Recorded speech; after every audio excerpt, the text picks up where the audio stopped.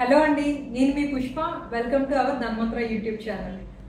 ఒక పర్సన్ ఎమర్జెన్సీలో తన నియర్ బై ఉన్న హాస్పిటల్కి జాయిన్ అవ్వడానికి వెళ్ళినప్పుడు అక్కడ క్యాష్లెస్ ట్రీట్మెంట్ జరగదు, మీరు బిల్స్ అన్ని అమౌంట్ పే చేసి తర్వాత మీరు ఇన్సూరెన్స్లో క్లెయిమ్ చేసుకోండి అన్న సందర్భం మనం అప్పుడప్పుడు ఫేస్ చేస్తూనే ఉంటుంటాం.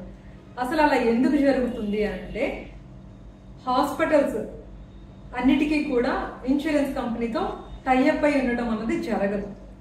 సో ప్రతి ఇన్సూరెన్స్ కంపెనీ హాస్పిటల్స్ ని కేటగిరైజ్ చేసుకొని అందులో వాళ్ళ టారిఫ్స్ కి అన్నిటికీ మ్యాచ్ అయ్యేటట్టుగా చూసుకొని ఎవరైతే బెస్ట్ సర్వీస్ ప్రొవైడ్ చేస్తారో అలాగే అక్కడ ఎక్విప్మెంట్ కానీ డాక్టర్స్ అవైలబిలిటీ కానీ ఇవన్నీ చూస్ చేసుకొని చెక్ చేసుకొని ఆ హాస్పిటల్ నెట్వర్క్ లో యాడ్ చేసుకుంటారు.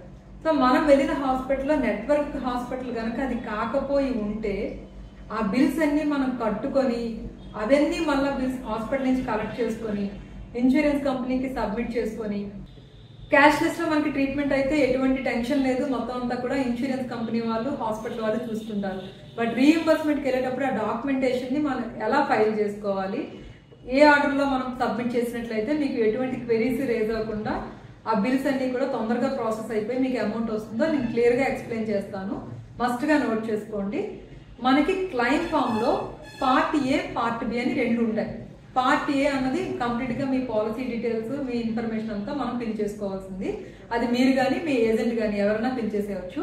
పార్ట్ బి మాత్రం హాస్పిటల్ వాళ్ళే మొత్తం ఫిల్ చేసి మీరు దేనికోసం జాయిన్ అయ్యారు, ఎంత బిల్ అయింది, ఎన్ని రోజులు డ్యూరేషన్ హాస్పిటలైజ్ అయ్యారు అన్నది అంతా కూడా వాళ్ళు మెన్షన్ చేసి స్టాంప్ అండ్ సిగ్నేచర్ తో మీకు ఆ ఫామ్ ఇవ్వడం జరుగుతుంది. దాంతో పాటు doctor consultation papers, discharge summary, medical reports ఏవైతే టెస్టులు చేశారో అన్ని కూడా టెస్ట్ రిపోర్ట్స్ అన్ని కలెక్ట్ చేసుకోండి. దానికి పే చేసిన ప్రతి రిసిప్ట్ కూడా తీసుకోండి. ఎస్పెషల్లీ బ్రేకప్ బిల్, అంటే మన హాస్పిటల్ బిల్లు ₹1,00,000 అయింది, 80,000 అయింది అని ఇలా అనుకుంటూ ఉంటాం కదా. బట్ అందులో రూమ్ రెంట్ ఎంత, డాక్టర్ ఫీజు ఎంత, డాక్టర్ కన్సల్టేషన్కి ఎంత ఛార్జ్ చేశారు, అలాగే ప్రొసీజర్స్కి ఎంత జరిగింది, మెడిసిన్స్కి ఎంత అయింది, నర్సింగ్ ఛార్జెస్కి ఎంత అయింది, ఒకవేళ ఆపరేషన్ థియేటర్ ఏమైనా యూజ్ చేయాల్సి వస్తే ఆపరేషన్ థియేటర్ ఛార్జెస్కి ఎంత పడ్డాయి, సర్జన్ కాస్ట్ ఎంత పడింది, అనస్థీషియా డాక్టర్ ఫీజు ఎంత ఛార్జ్ చేశారు, ఇలా ప్రతి దానికి కూడా డీటెయిల్డ్ గా వాళ్ళు మెన్షన్ చేసి మనకి బ్రేకప్ ఇస్తారు. ఆ బ్రేకప్ అన్నది రీఇంబర్స్మెంట్ బిల్లుకి చాలా ఇంపార్టెంట్. సో ఒక ఆర్డర్ లో మనం ఏం చేయాలండి, పార్ట్ ఏ పార్ట్ బి రెండు ఫిల్ చేసుకోవాలి. దాంతో పాటు all medical reports, test and diagnostics అన్ని కూడా తీసుకోవాలి. ఇన్సూరర్ తాలూకా ఐడి ప్రూఫ్ సబ్మిట్ చేయాలి. ప్రపోజర్ ఎవరైతే ఉంటారో, చాలా సందర్భాల్లో తల్లిదండ్రులు ఇద్దరి కోసం పిల్లల పాలసీ తీసుకోవడం జరుగుతూ ఉంటుంది కదా, అటువంటిప్పుడు ప్రపోజరే క్లెయిమ్ చేసుకోవడానికి అవుతుంది ఆ బిల్ని. సో ఇన్సూర్డ్ వాళ్ళ ఫాదర్ హాస్పిటలైజ్ అయ్యి ట్రీట్మెంట్ తీసుకున్నారు అనుకోండి, ఫాదర్ తాలూకా ఐడి ప్రూఫ్ పెడితే సరిపోతుంది. ఈ ప్రపోజర్ది కేవైసీ డాక్యుమెంట్స్ అయితే ఇప్పుడు అన్ని ఇన్సూరెన్స్ కంపెనీస్ అడుగుతున్నాయి. PAN, Aadhaar, photo, bank account proof, వీటిని కేవైసీ డాక్యుమెంట్స్ అంటారు.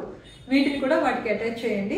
ఒక ఆర్డర్ లో ఇవన్నీ కూడా ఫైల్ చేసి మీ అడ్వైజర్ కి సబ్మిట్ చేసినట్లయితే వాళ్ళు కూడా మరొకసారి చెక్ చేసి వీలైనంత తొందరగా ఆ క్లెయిమ్ ప్రాసెస్ చేయడానికి ట్రై చేస్తారు. అలాగే ఈ రీఇంబర్స్మెంట్ కి సబ్మిట్ చేసే డాక్యుమెంట్స్ అన్నది కంపెనీని బట్టి కొన్ని ఆన్లైన్ లో సబ్మిట్ చేస్తే ప్రాసెస్ చేస్తున్నాయి, కొన్ని ఫిజికల్ కాపీస్ అన్ని సబ్మిట్ చేస్తేనే ప్రాసెస్ చేయగలుగుతున్నాయి.